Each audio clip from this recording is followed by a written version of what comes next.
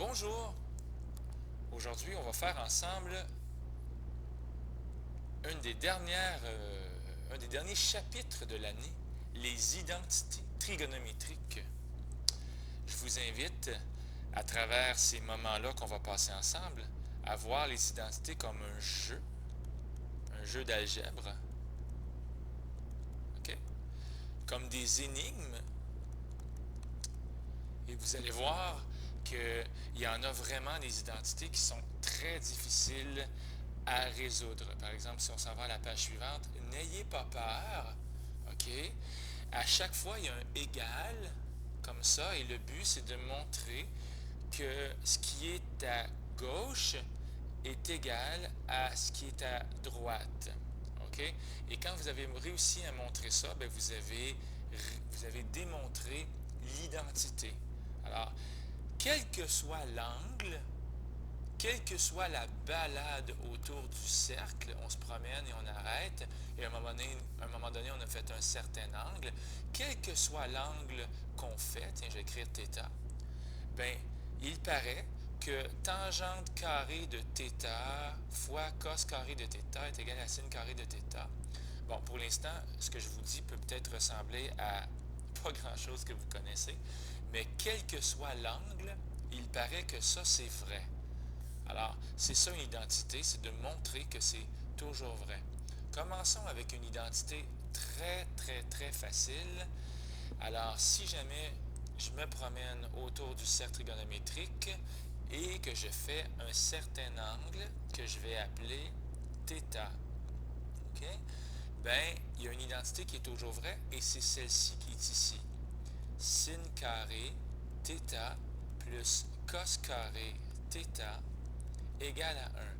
Mais qu'est-ce que ça veut dire, ça? Je vais vous le dire, moi, qu'est-ce que ça veut dire. Vous voyez ici, il y a un triangle rectangle. Je vous rappelle qu'on a un point qui est ici. On peut l'appeler le point XY.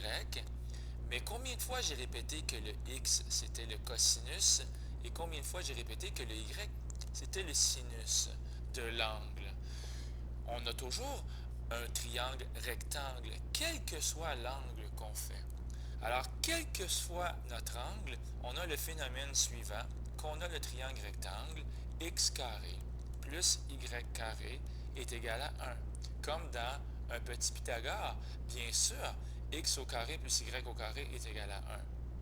Sauf que le x au carré, bien, le x au carré, c'est quoi? J'aurais pu écrire cos de l'angle au carré, parce que je vous rappelle que ça, c'est le x, et sin de l'angle au carré, parce que je vous rappelle que c'est le y, égal à 1. Mais nous, les mathématiciens, on est paresseux et on a décidé, au lieu de mettre une parenthèse, de prendre le petit 2 et de le mettre ici, en fait, comme il est écrit là et là. Sin carré veut dire, on calcule le sinus. Donc, le sinus, je vous rappelle que c'est la coordonnée y.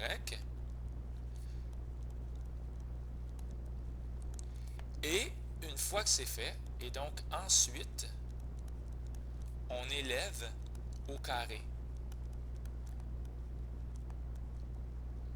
OK? On élève au carré. Alors, une dernière fois, le carré, c'est pas l'angle qui est au carré. On ne fait pas le carré de l'angle. On fait le sinus de l'angle. Donc, on calcule le sinus de l'angle, ce qui va donner la coordonnée y. Et ensuite, on le met au carré, comme ici. Alors, quel que soit notre angle sur le cercle, quel que soit l'endroit où on arrête, ici, ou là-bas, ou ici, on aura toujours ceci. C'est la première identité, c'est celle-là de base. OK?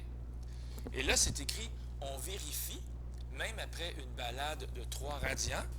Je n'ai pas ma calculatrice avec moi, mais si je m'étire un peu le bras et que je trouve ma calculatrice, ce moment d'attente est bien involontaire de ma part. Bon, je ne l'ai pas avec moi, mais si on faisait sin de 3 plus cos de 3, ah, je l'ai. Youpi! Alors, lorsque je suis en radian, donc mode radian, et que je demande à ma calculatrice sin de 3 radians, elle me répond 0,1411. Alors, je vous rappelle que 3 radians, c'est à peu près ici, un petit peu avant pi radian. Donc, rendu là, le sinus, donc la coordonnée y, c'est 0,1411, et le cosinus, lui, le cosinus, c'est la coordonnée x, moins 0,98999, 3 petits points. Donc, on va l'écrire ici, 0,98999. Ben moi, je vous assure que si vous mettez lui au carré et lui au carré, ça va donner un entier. OK? Alors, on peut même le vérifier, là. 0,1411 au carré plus moins 0,98999 au carré. Est-ce que ça donne 1? Et la réponse va être oui. Bon, OK, ça c'est réglé. Petit bonhomme souriant. OK, ça ne sera pas une longue vidéo. Nous avons les identités cousines. Qu'est-ce que ça veut dire? Bien, ça veut dire ceci. Lorsque je vous dis que le sin carré plus le cos carré, et c'est comme ça se dit, hein? Sin carré plus cos carré égale à 1, bien évidemment, on a appris depuis qu'on est tout petit qu'on a le droit de diviser par la même chose. D'accord? Qu'est-ce qui arrive si je divise par sin carré de θ? Partout, partout et partout.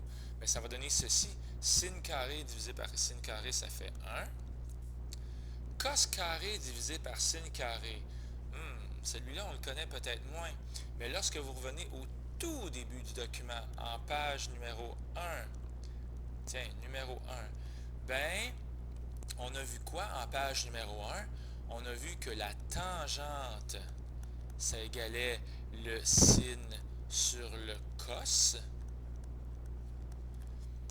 Et on a vu que la cotangente, c'était le cos sur le sin. Alors, devinez ce qu'on va écrire. C'est écrit cos carré divisé par sin carré. Ah, ben, il est ici. Mais devinez quoi? Si je mets un carré ici, un carré là et un carré là, c'est totalement valide en algèbre. Et je vais donc pouvoir écrire cotangente carré. Finalement, l'inverse du sinus, on se rappellera peut-être que l'inverse du sinus, c'était la coséquente. Alors, la coséquente d'un angle, c'est 1 sur le sin. Je vous rappelle qu'on n'a pas le droit d'avoir la même lettre. Si j'ai C, ici j'ai S. Alors, devinez quoi? La séquente, c'est l'inverse du cosinus. Encore une fois, je n'ai pas la même lettre. Alors, pour terminer ici, je vais donc écrire à la place de 1 sur sin carré, je vais écrire coséquente carré. Voilà. Donc, on avait la première. Je vous présente la deuxième. Et évidemment, il va y en avoir une troisième, une identité de base qui va être la suivante. On reprend ceci. Sin carré plus cos carré égale à 1. Mais cette fois-ci, on va diviser par cos carré partout. Et ceux-là, on les connaît un petit peu plus. Bien, quand je dis un petit peu plus, je parle de lui. Sin carré sur cos carré, c'est clair que c'est tangente. Donc ici, ça va être tangente carré. Cos sur cos, ça fait 1. Et finalement, 1 sur cosinus, c'est séquente carré, bien sûr, dans ce cas-là. Et voilà, on a nos trois identités de base. Alors, je prends une minute de silence pour bien vous souligner l'importance de ça. OK? Et là, à partir de ce moment-là, je vous invite à le voir, je me répète, comme un jeu, les identités. Je vais en faire un petit peu dans cette vidéo-là, puis un petit peu dans l'autre vidéo aussi. Alors attention, il y en a des faciles, il y en a des difficiles. Voici, premier défi. Il faudra montrer à son professeur de maths que tangente carrée d'un angle fois le cos carré d'un angle donne le sin carré de l'angle, toujours. Mais c'est pas très compliqué. Celle-là, c'est vraiment un niveau 1. Niveau facile. OK? Alors, devinez quoi? Au lieu d'écrire tangente, on va écrire sin sur cos. Écrivez pas ça comme ça. Écrivez-le comme il faut. Sin carré sur cos carré. Donc, on va mettre les petits exposants 2 parce qu'il est exposant ici. Donc, sin carré sur cos carré fois cos carré. Est-ce que c'est égal à sin carré de θ? Ça serait cool de mettre des points d'interrogation. On n'a pas encore montré que c'est égal. Mais là, on est à veille de le montrer. On va barrer ça ici. C'est vraiment très simple. OK, c'est comme si je faisais sur 1. Alors, on peut couper les cos carrés et il reste tout simplement la même chose. Alors là, on fait un petit bonhomme sourire et on est très heureux pour celui-là. Est-ce qu'ils sont tous aussi faciles que ça? Bien sûr que non. Allons voir de l'autre côté. Deuxième identité. Au lieu d'écrire tangente, on va écrire sin sur cos. Parenthèse. Le sin, on va le laisser là, plus cotangente. Qu'est-ce que c'est que la cotangente? Je vous rappelle que la tangente d'un certain angle, c'est égal au sin de l'angle sur le cos de l'angle. Et donc, que la cotangente, ça va être le cos de l'angle sur le sin de l'angle fois cos de l'angle égale sécante de l'angle. Est-ce que c'est la même chose? Bien là, il y a encore beaucoup de choses qui se simplifient, peut-être pas. Allons voir. Prenons notre temps. Tiens, sin x sur cos x. X, attention, x, c'est un angle. Ce n'est pas la coordonnée x. Parenthèse, sin x plus, et cos fois cos, quel bel exemple qu'on a pour se rappeler que ça va faire cos carré, tout simplement. Alors, est-ce que c'est égal à la sécante? C'est toujours ça que je me pose comme question. Je pense que je suis en train de l'avoir. Je vais rajouter mon fantôme ici sur 1. Quand j'étais tout petit au primaire, la maîtresse d'école m'a dit que j'avais le droit de multiplier par la même chose en haut et en bas. Et pourquoi je fais ça? Parce que je vais avoir le même dénominateur. OK? Alors, sin x, cos x, multiplié par, ici, ça va donner sin carré sur sin plus cos carré sur sin. Est-ce que c'est égal à sécante? Peut-être que vous croyez que c'est loin, mais en fait, on est proche. Regardez bien, sin carré, pas sin carré, mais juste sin. On a le même dénominateur, c'est extraordinaire. Et le dénominateur, c'est sin x. Et là, on va avoir sin carré plus cos carré. Et pourquoi c'est extraordinaire? Parce qu'on vient d'apprendre que sin carré plus cos carré, ça donne toujours quoi? Ça donne toujours 1. Et donc, on va reprendre ici. Ça fait sin sur cos fois 1 sur sin. Est-ce que ça, c'est égal à la sécante? Plus que jamais, je suis convaincu que je m'en vais dans la bonne direction. OK? Sin sur cos fois 1 sur sin. On peut couper les sin. Il va donc rester 1 sur cos. est-ce que c'est égal à la sécante? Et la réponse, effectivement, arrêtez pas avant d'avoir exactement la même chose. Et ici, c'est bien sécante égale sécante. Petit bonhomme sourire. Et on a complété cette identité. Je dirais que sur une échelle de 1 à 5, ça c'est un niveau 3. Avant de terminer ma vidéo, j'en fais une dernière. Une petite dernière, laquelle je pourrais bien faire. Peut-être celle-là ici. Là. En fait, tiens, je vais plutôt nettoyer mon écran comme ça. Puis je crois que celle-là n'est pas si difficile encore. Donc, soyons un magicien des fractions. Sécante carré de bêta. N'oubliez pas que bêta, c'est un angle. Alors, sécante, c'est 1 sur cos carré de bêta. Fois cotangente. Cotangente, c'est cos sur sin. Divisé par coséquente carré. Coséquente, c'est 1 sur sin carré.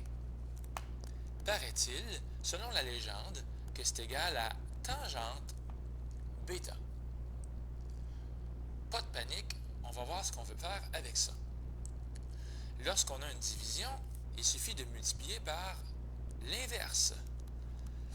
Donc, ça fait ceci, fois cela. Et là, je vais multiplier par l'inverse. Et donc, je vais écrire sin carré de bêta sur 1. Est-ce que c'est égal à tangente bêta? Attention ici. Ici, au lieu de voir cos carré de bêta, vous pouvez voir tout simplement cos bêta fois cos bêta. C'est la même chose que cos carré bêta. Et pourquoi je l'écris 2 fois? C'est pour que vous preniez pleinement conscience qu'on va pouvoir en simplifier. Comme lui et lui vont se simplifier. Je vais créer la suite aussi. Sin carré de bêta, ben tiens, je vais prendre le même principe. Ça fait sin de bêta fois sin de bêta est égal à tangente bêta. Toujours avec un point d'interrogation. Alors, sin bêta va se simplifier. Et qu'est-ce qui va rester finalement? Il va rester 1 fois sin de bêta, ce qui fait sin de bêta, et cos bêta fois 1 au dénominateur, ce qui fait cos bêta. Est-ce que ça, c'est égal à la tangente de bêta? Absolument, parce que, n'oubliez pas de terminer en ayant la même ligne, parce que vous pouvez écrire ceci. J'ai remplacé tout simplement tangente par sin bêta sur cos bêta. Petit bonhomme sourire, on est content. Alors, dans cette vidéo-là, j'ai fait 3 exemples d'identité et je dirais que ce n'était pas des très difficiles. Tantôt, dans la 2e vidéo, je vais vous montrer des identités plus difficiles et des trucs pour y parvenir. Voilà!